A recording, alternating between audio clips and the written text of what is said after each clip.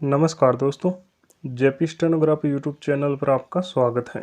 यह डिक्टेशन 80 शब्द प्रति मिनट का होगा, जो कि लीगल डिक्टेशन रहेगा। 7.5 मिनट तक बोला जाएगा। 10 सेकंड बाद स्टार्ट किया जाएगा। दोस्तों, अगर आप चैनल पर पहली बार आए हैं तो चैनल को सब्सक्राइब जरूर करें, साथ ही बेल आइकन भी ऑन कर दें ताकि आपको डेली नए नए शब्दों के डिक्टेशन और नोटिफिकेशन सबसे पहले मिलती रहे।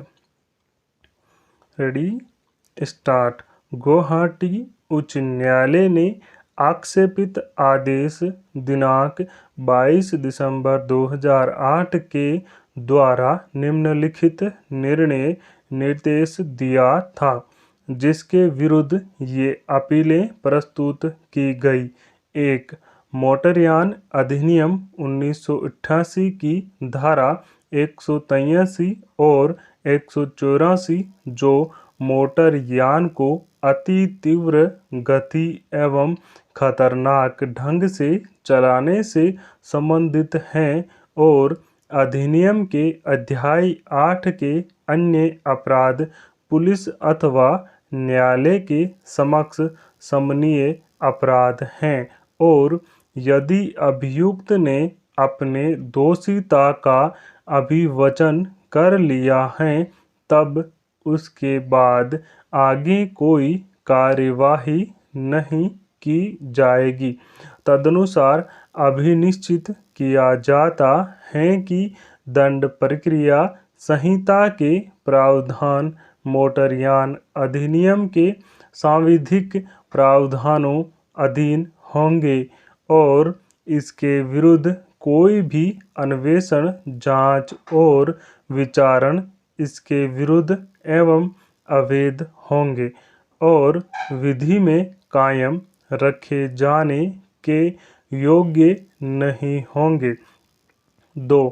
मोटरयान अधिनियम 1988 भारतीय दंड संहिता या दंड प्रक्रिया संहिता से नीचा अथवा अधीनस्थ विधायन होना नहीं माना जा सकता है, क्योंकि तीनों ही भारत के संविधान के 7वीं अनुसूची के क्रमशः 1, 2 और 35 में स्थान प्राप्त हैं।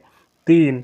बहादस की धारा 5 से पठित MV एक्ट की धारा 208 स्वयं सड़क यातायात अपराधों के संबंध में विशेष प्रावधान करता है।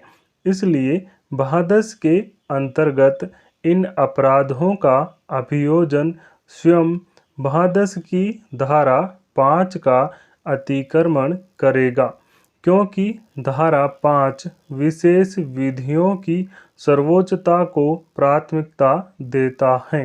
4.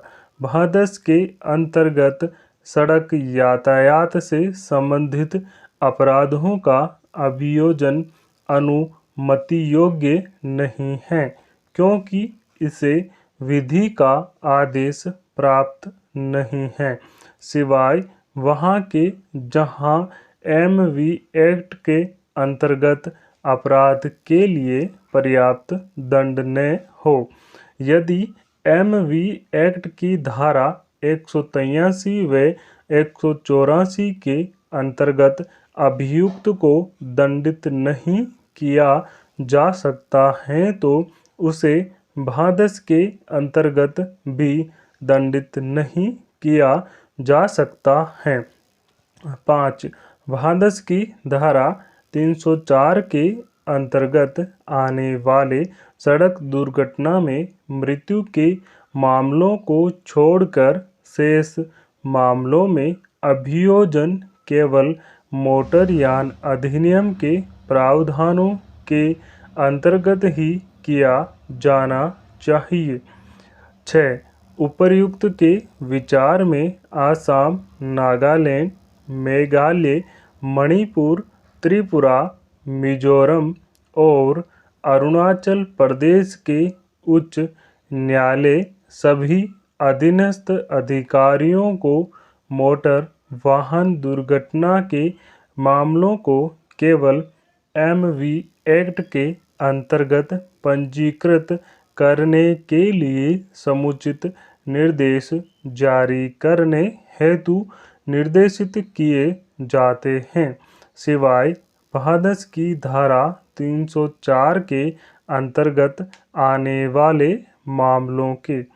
उपर्युक्त आदेशों के विरुद्ध अपील पर उच्चतम न्यायालय ने अपने आदेश दिनांक 12 मई 2009 और 31 जुलाई 2009 के द्वारा उच्च न्यायालय के उपर्युक्त आदेश के प्रवर्तन पर रोक लगा दिया था और मामले पर अंतिम सुनवाई करने के बाद इस निर्णय के द्वारा उसे निरस्त करते हुए निम्न विधिक स्थिति स्पष्ट किया है।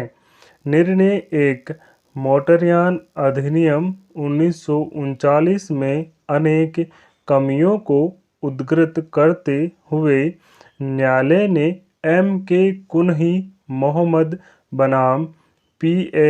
अहमद कुट्टी और अन्य के मामले में मोटर वाहन दुर्घटनाओं में मृत्यु या स्थायी निर्योग्यता के मामलों में देय प्रतिकर की सीमा बढ़ाने के लिए अनेक सुझाव दिया था, जिसे स्वीकार करते हुए वर्तमान मोटर वाहन अधिनियम 1988 को विधायिका ने पारित किया, जिसका अध्याय अपराध, दंड और प्रक्रिया से संबंधित है, जिसकी धारा वर्तमान प्रकरण के लिए प्रासंगिक है।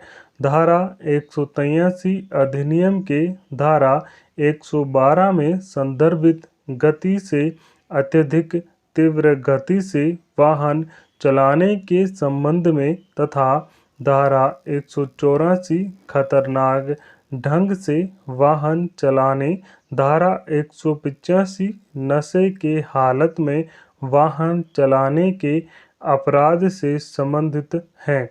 धारा 209 उपबंध करता है कि धारा 183 या 184 के अंतर्गत दंडनीय अपराध के लिए चेतावनी, सूचना या समन भेजा जाना आवश्यक है।